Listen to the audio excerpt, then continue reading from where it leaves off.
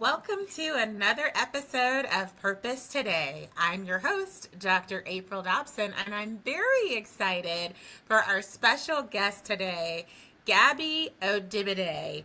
We're excited to talk about leading with purpose, impactful pivots to foster global change. You don't want to go anywhere. Stay tuned. Gabi is an author, an international speaker, and she is the founder of AfroMeals Foundation and the CEO of AfroMeals. Don't go anywhere. We'll be right back after these sponsor messages.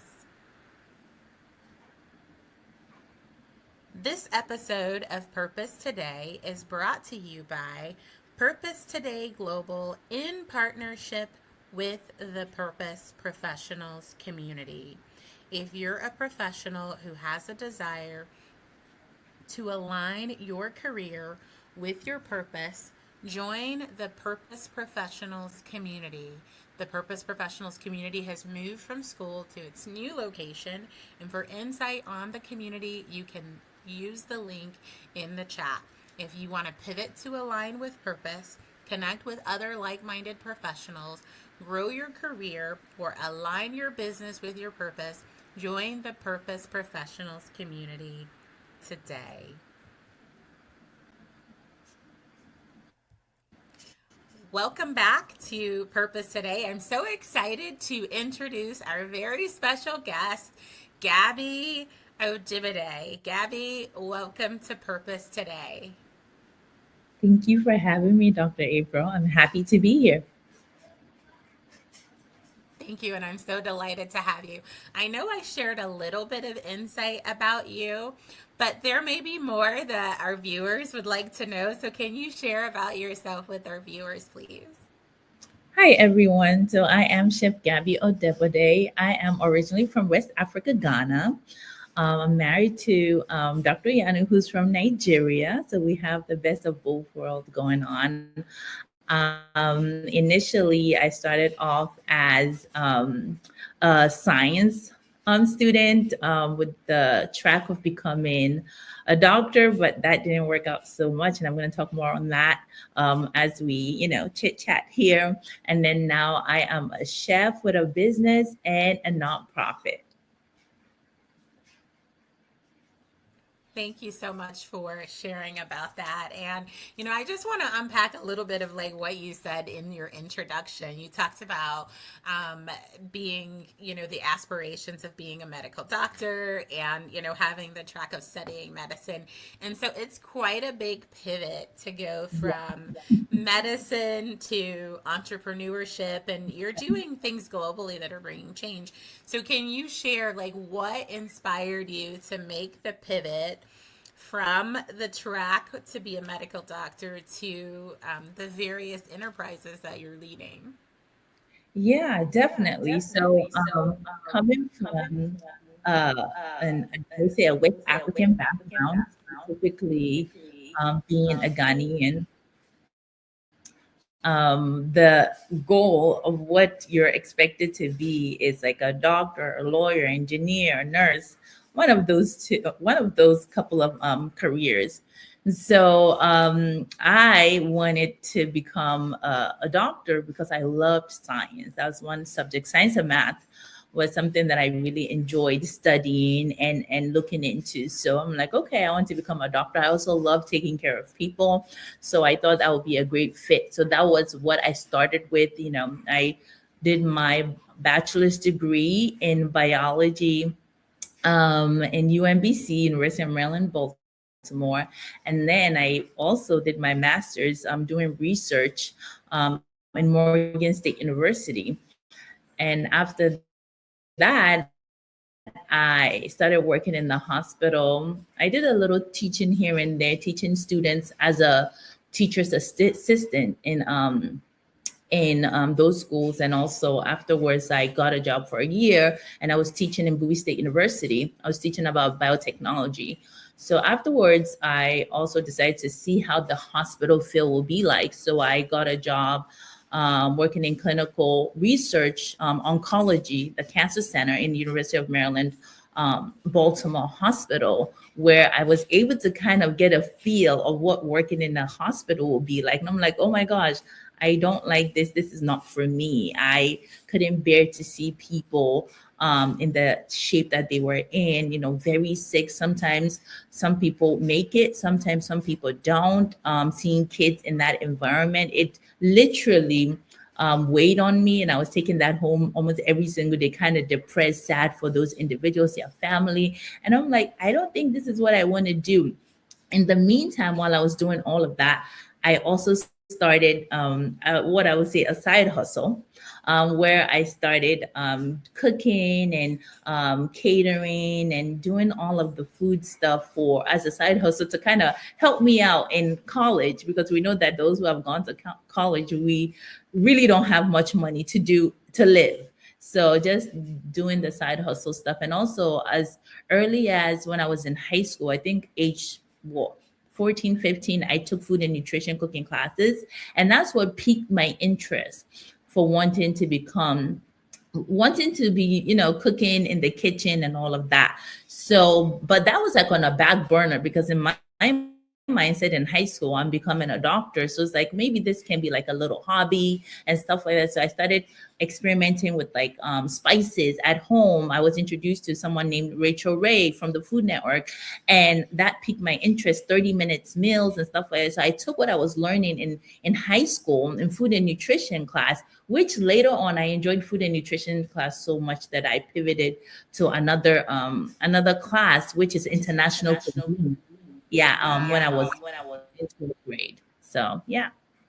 Wow, thank you so much for sharing that, Gabby. You said a few things that I want us to unpack a little bit.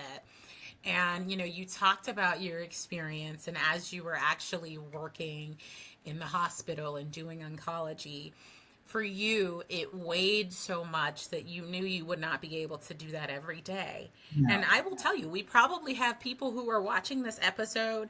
They're doing something, and what they're doing is weighing on them, but they haven't made the decision to walk away from what they're doing. So, can you tell us a little bit about that experience and if there was an internal struggle for you to make the decision to walk away from the healthcare environment instead of switching to something else healthcare and just going ahead and jumping all in with entrepreneurship? Did you have an internal struggle?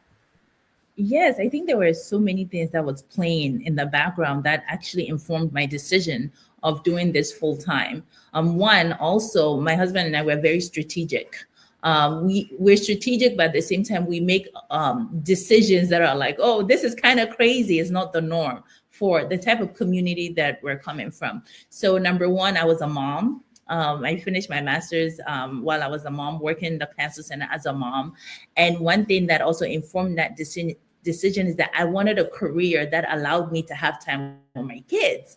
Because I remember days where I remember when I was in the cancer center, I just had a baby and I was told to come back to work after like 6 weeks of maternity leaves, compared to me staying home with like my first and my second um for a whole year. So that broke my heart. And I'm like, okay, not only is this job draining on me emotionally and mentally, it's also like stripping me away from spending time with my kids, because I cherish family a lot, especially, my husband and my kids and stuff. So that was also another thing that made making that decision easier. But at the same time, I didn't just up and leave. My husband was able to finish his PhD, got the amazing job, and then that also added as the decision to leave. Like now, I can head out because like I don't really. My husband is able to support in a way to take care of like most of the bills, so that I can go off and kind of like start a business, build it, and watch it grow. So also like it's not just getting up and saying, oh, I'm not happy, oh, this thing is weighing on me, but like also looking at the circumstances around you. Are you able to, or can you kind of like manage what it is you're doing for the meantime while you're working towards something in the future that that you can move to? My husband and I believe that having something stable while you're doing so that it can keep you paying your bills and all of that until you make that informed decision to move on to what it is that you actually want to do. I think that's great. Thank you so much for sharing that. And I think, you show the value of a support system, and Yes. having the support that you need at home. And I think that's great. And I'm so glad that you went ahead and stepped out. What advice would you give someone if there's someone who's watching and they're at a crossroads and they have this thing that they're doing that's really it's not, they're not fulfilled, it's not working for them, but they have this thing that was maybe a dream that they maybe put on a back burner. You said you were 14 when you were first like inspired about the whole idea. So what would you say to someone? What advice would you give them if they're maybe, on the fence? I would say, I think one thing I learned is that it depends on what you are trying to do. It is like looking at your future 10 years from now and stuff. Like, we can do what makes us happy and but not will not provide for our needs, and we can also do what helps to provide for our need, but we're not happy in it. I think there's a good balance where what it is that you're looking to do, looking at your situation, that like, do you have um enough support, or have you saved enough to kind of take care of you so that you are able to pursue what it is that you're doing. Also, are you going to give yourself a timeline? I had a timeline, like, okay, by I start this business, by the first 1 or 2 years, doing everything, put in everything I need to put in. If it's not really what I thought that it would be, I'm going to pivot, or I'm going to not to go back to the hospital, but pivot to see what else can be done. So we had like having a business plan in place, literally going on with like a research, with a plan, having mindset on who you can reach out to, partnership, and all of that. Now, it's not all going to come quickly. Now we have AI, so that kind of helps. But back then, I didn't have any of that. Everything was from like my head and stuff like that. So, number one, looking at your financial situation, whether you have a support system or not. Number two, are you able to be self-sufficient, or can you do the two at once? Because I was doing the two at once. I was actually going to work during the weekdays, and then on the weekends I was doing the catering, I was doing all the product development. So I kind of divided my time to do what I needed to do, so that when the opportunity became available for me to now go and do full time, I wasn't just starting from scratch, because I've been doing it along with like the career that I thought I was going to do. That's good. Thank you so much for sharing that. So I think the key takeaway is not just pivoting without a plan, like making Yes, sure that you have a plan, putting the yes, structure in place, making sure that you budget and you plan from like a fiscal standpoint so that you're yes. being financially responsible. So that's great. Thank you so much, Gabby, for sharing that. I want us to kind of transition a little bit and talk about, purpose and the role that purpose has in our lives. Like, from your perspective, how important is purpose in our lives and ensuring that we align with purpose in what we're doing? I think for me, everything I actually do is out of purpose, and I'm always asking, like, I believe in Jesus, so that's a big thing in my decision making. Like, oh, like, lead me to where I'm supposed to be. What is the purpose? I'm here for a reason. I remember 3 years ago, I read The Purpose Driven Life. Like, your name, your identity, where you're from, the family you're in, it is all part of the purpose of why you're here. Why am I here? Who am I going to impact? Why did I go? Why did I spend years and investing in a biology degree for both bachelor's and master's, just for me to end up as a chef? I feel like all of them, there's a purpose for that. I feel like there's a purpose to the reason why I am a chef now. I have AfroMeals and the AfroMeals Foundation. Now, the main purpose, I don't see it yet, but I see it in pockets in everything that I'm doing. So purpose is actually one of the main drivers of everything that I do. That's good. And I think that really has to be a driver in all of our lives, you know. And, you know, we go to God, right? To Yeah, know and understand our purpose because he yeah, created us, right? So he knows what our purpose is for being here. So thank you so much for exactly. sharing that.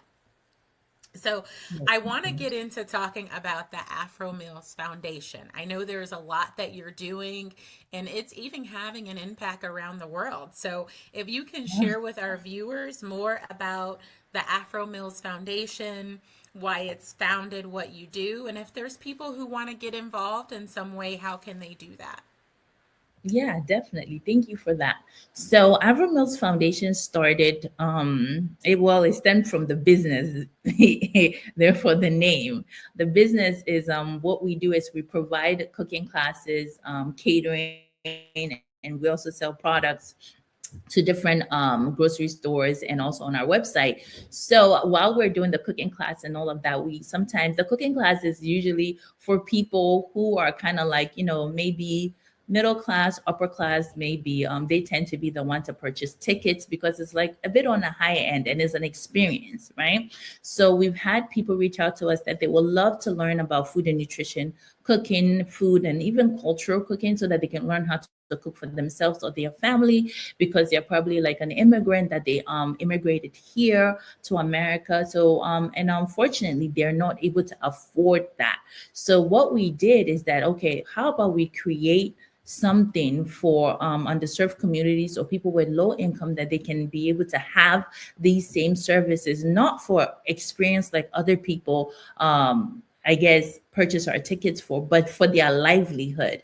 And I believe that one thing that is a right to everyone is food, and not just food, nutritious and delicious food. Because sometimes people provide foods, but it's not really tasty, just like fill your stomach. But I Yeah. feel like that is also an important part of giving. Everyone has the right to eat delicious food that is healthy for their body. So we came up with this nonprofit to be able to address insecurity. So this is our way of fighting food insecurity, our way, by providing food and nutrition cooking classes, which is not a whole lot that is being done in the I guess nonprofit, in the nonprofit world. So it's also like now something different that we're bringing to help people. And we've been able to also cook and provide it to shelters. We've been able to distribute it to different communities. We've been able to give culturally relevant ingredients to different communities as well. We're doing this locally where we are and also internationally. We've been able to partner up with EBI, Expanding Boundary International, to be able to feed 195 people in Ghana, and we plan to do more of that. But for the meantime, we're focusing locally, and what we're able to do also on the global level, we look forward to doing more of that as well. That's great. Thank you so much for sharing that, Gabby. And viewers who want to help in some kind of way, maybe they want to contribute, maybe they want to contribute resources, you know, financially, maybe they want to volunteer. What would they do to contribute? How can they get involved? Definitely, they can go on our website because we just started.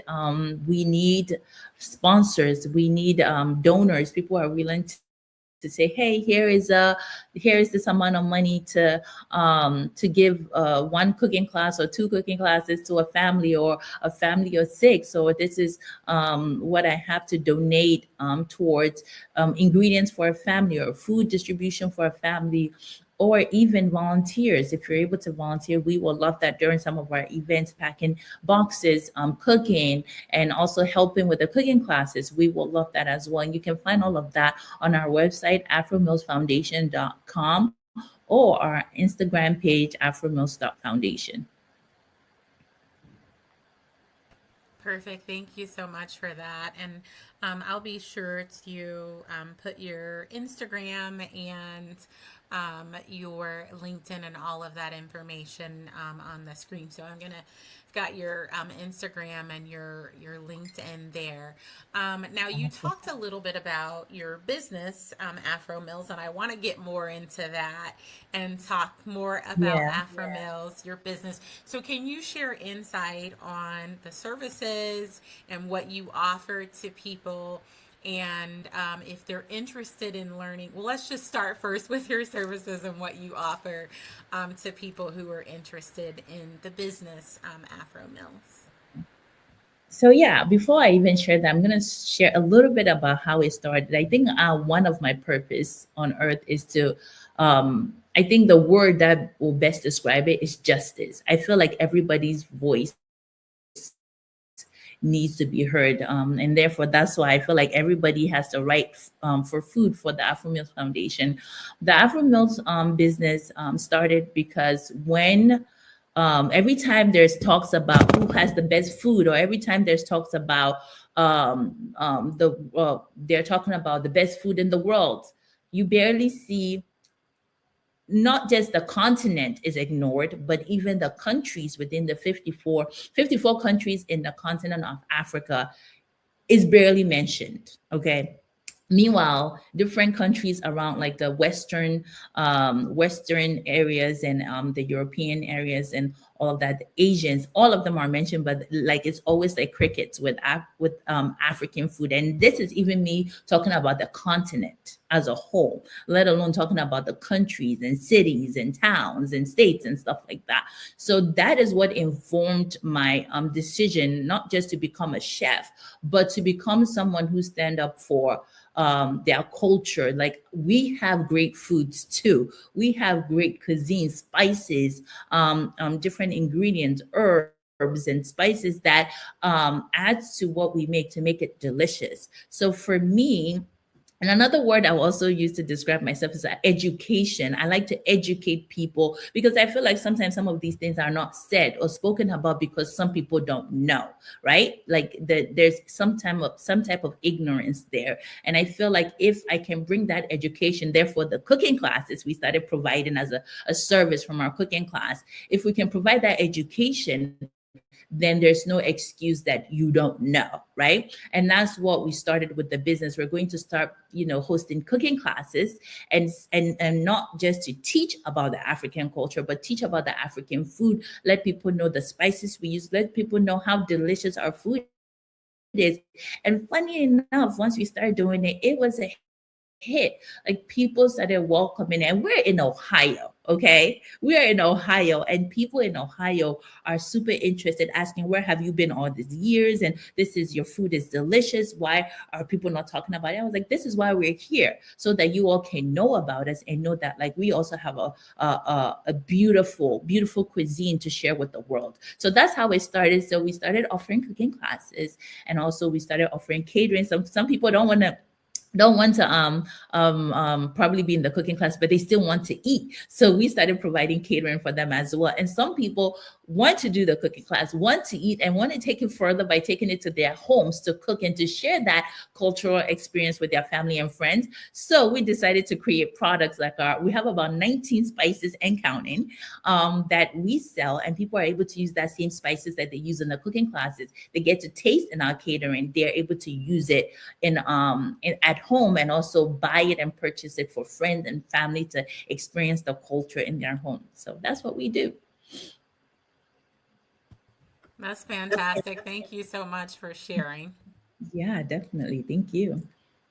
You're welcome. So, I want to talk about, I know you talked about all of the different things that you provide through the business, through Afro Mills, and you have cooking classes and you have catering. Do you offer any virtual classes for people who are not in Ohio? Yes, we've actually done a lot. And COVID, made us very creative. So we started offering virtual cooking classes since COVID started. And ever since then, every single year we have virtual cooking classes with just like regular people who want to learn. And we also have had a lot of team building online cooking classes with Microsoft, Clorox, Dannon, PNG. We've had so many corporate virtual cooking classes for businesses and organizations as well. And then we also have some that we do with like people who are from different parts of the world and want to like join in to learn how to make something like jollof rice. So yeah, we do offer virtual cooking classes. That's awesome. Thank you so much for sharing that.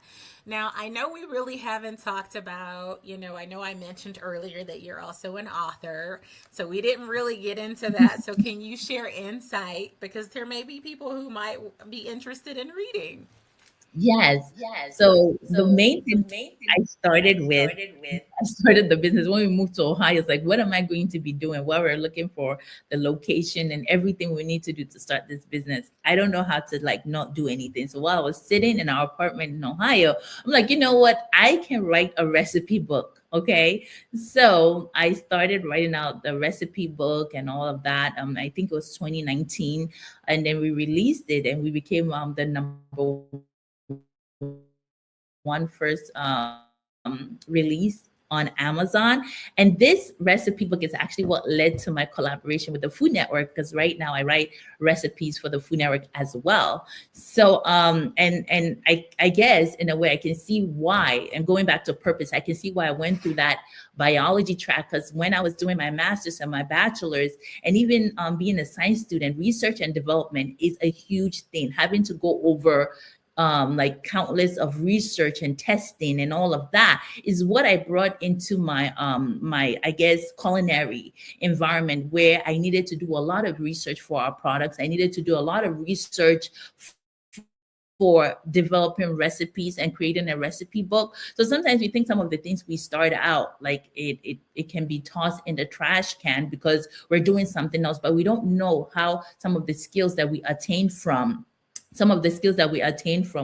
our previous things that we used to do can really merge well with our current thing that we're doing. That's excellent. Thank you so much for sharing that. And I have your book information on the screen. So if anyone's interested in buying it, you can bring the recipes to your home, AfroMeals, 30-minute meals and Yeah. more. So you can go onto Amazon and purchase that book. If you want to start using it right away, there's a Kindle version if you can't wait for the paperback to come in the mail. But I'd say order both of them. And, Yes. it's going to be a great way to be able to bring the African cuisine to your Yes. home. And you can also take cooking classes online. So And excellent. we have a new edition coming up at the end of this year. So yes. Fantastic. So stay tuned for that new edition, but you can already start making amazing meals at Yes. home, and you can sign up for a virtual cooking class so that you can make sure that you're preparing them the right way. And I have to applaud you, Gabby, for your collaboration with the Food Network. That is a wonderful accomplishment. So congratulations to you Thank on you. that. That is excellent. Thank you very much. Thank you. You're very welcome. And so this has been, such a wonderful conversation. And I have a few more things that I want us to unpack. But I'm Sure. so glad that we've been talking about how you can lead with purpose and you can make these impactful pivots, because it helps to make sure that we're fostering change, not just in our community, but globally. And so there may be someone who is watching and, they want to impact, bring change. They want to make an impact globally. So, what's a piece of advice that you can give to someone who wants to do something to ensure that they're bringing change, not just in their community, but around the world? Yeah, I would say, what are you passionate about? Like, what do you, for me, I've noticed that like I said, I love for people's voices to be heard. I believe in justice. I believe in fairness. I believe in equality. And I guess that somehow informs some of the decisions I make and also lead me towards the purpose, because whatever you do is innate, it's within you.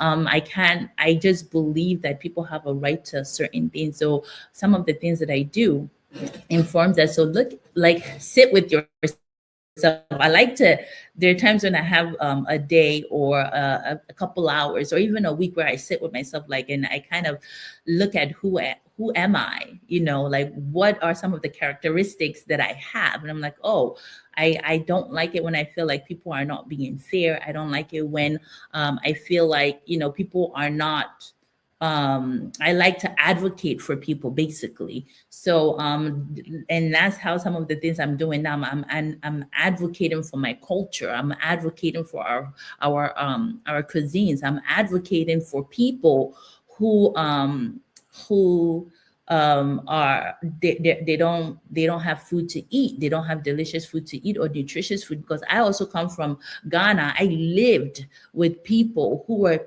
literally picking up scraps from garbage to eat, kids who are my age mate, and they didn't have family abroad like my parents did, and we got whatever we wanted to eat, but they didn't. So literally picking scraps of garbage and eating it.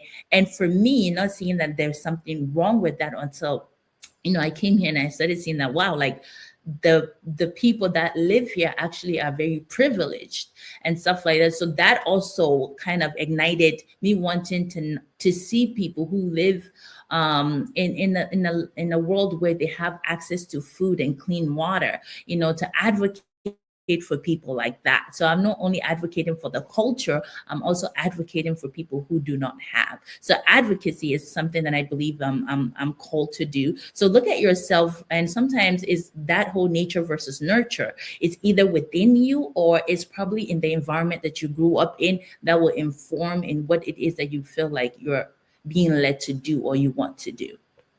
That's great. Thank you so much for that. And it's unfortunate that we have people around the world. It's not just in Ghana and African Yeah. countries, but even here in the United States, there Yeah. are people who have food insecurity.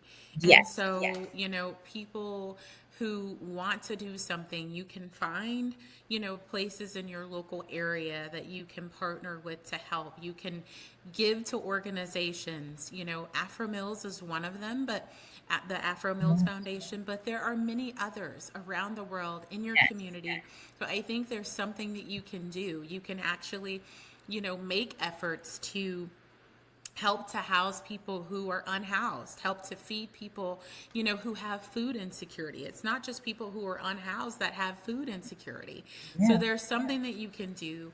Look around you and start doing the things that you can do today. And Yeah. then There are even like children. Gabby said, There are children in the public schools who are dealing with food insecurity, and they literally go to school just so that they can have food to eat and be able to sleep well at night. And it's in the United States, So yeah, thank you. Sorry about that. no, it's okay. It's good. I'm glad that you added that. People don't have to go far, right, to find places that they can help and make an impact.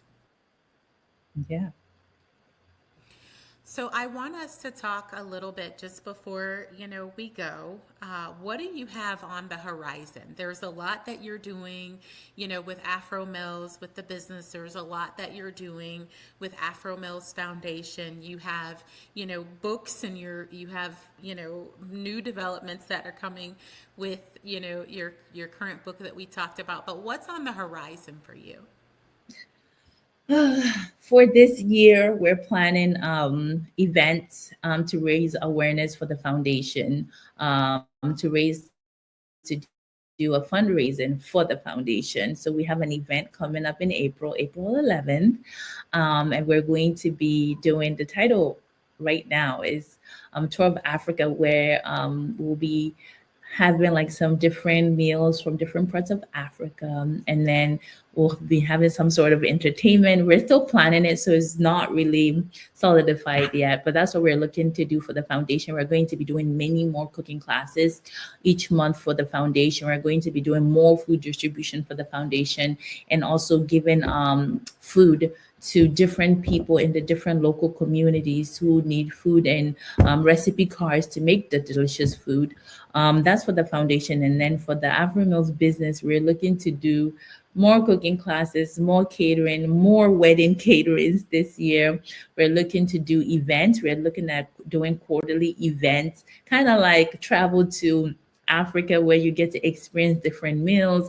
Also going to have like different entertainments and stuff like meals that people have been looking to us to provide to them. We're going to have it in a fun way. We're going to do something with fufu. I don't know if you've heard about fufu, but it's been a big deal and people keep asking us, when are you all going to do something with that? We're looking to do something, a fun event with that very soon.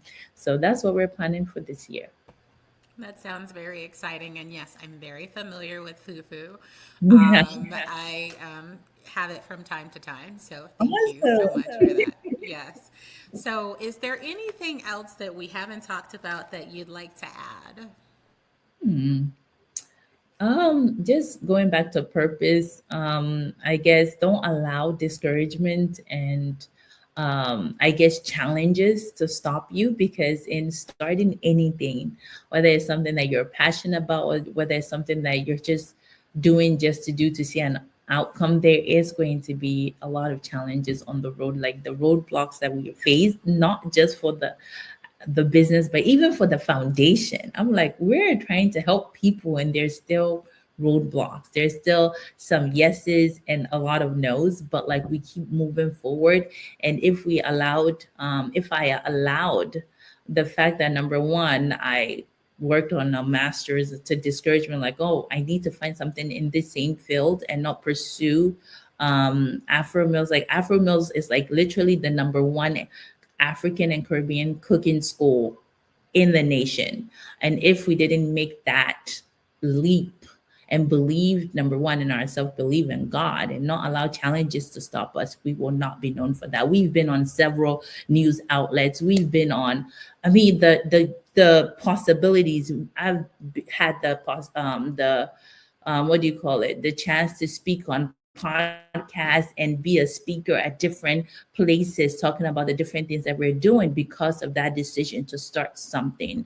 And always look at what don't one thing that I would say is that don't do what everybody else is doing. Yes, there's so many cooking classes around the nation, but it wasn't a lot of people doing specifically African and Caribbean cooking classes. And that's why we're different. That's why when they're looking for something different in the Cincinnati and Dayton area, we are the people that they're looking for, because there's a lot of cooking classes, but there's not Afro meals focusing on cultural relevancy in terms of cooking classes and catering and all of that good stuff. So yeah.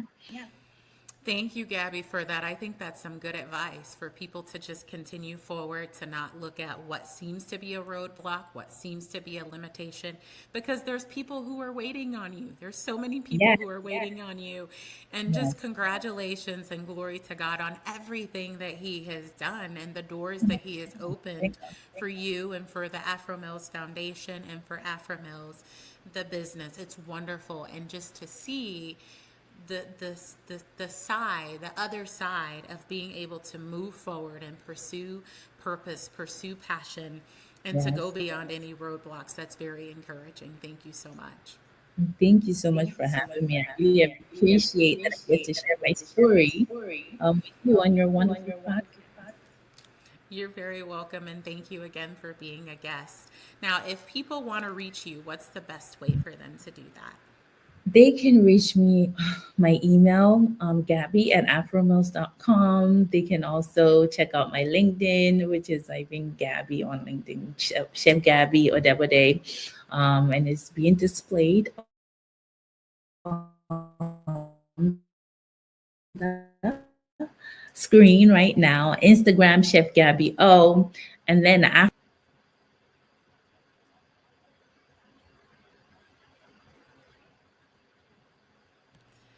Fantastic. Thank you so much. We have a little bit of a delay there, but thank you again for being a guest. I know you're going to go in the back studio I just want to remind anyone, if you're interested in the AfroMeals 30-minute meals and more, it's on Amazon. So you can go out to Amazon. And then again, if you want to have the African cuisine in your home, you can register to attend an AfroMeals cooking class virtually. So thank you so much, Gabi, for being a guest on Purpose today. It's been such a joy to have you. I know you're going to go in the back studio and we're going to talk again here in just a little bit. But thank you so much for being a guest. And thank you so much, everyone, for tuning in to this episode of Purpose Today. I do appreciate you all for tuning in. If you're someone who you're not fulfilled in your career, you're at a standstill, you feel that you need to pivot, but you're not sure how, you can register for the From Unfulfilled to Unstoppable Purpose-Driven Career Pivot Masterclass, or you can email us at admin@purposetoday.com. Thank you so much for tuning in to this episode of Purpose Today. It has been such a joy to have Gabi Odebode as we've talked about leading with purpose, impactful pivots to foster global change. Stay tuned for another power-packed episode of Purpose Today, and be purposeful today and every day.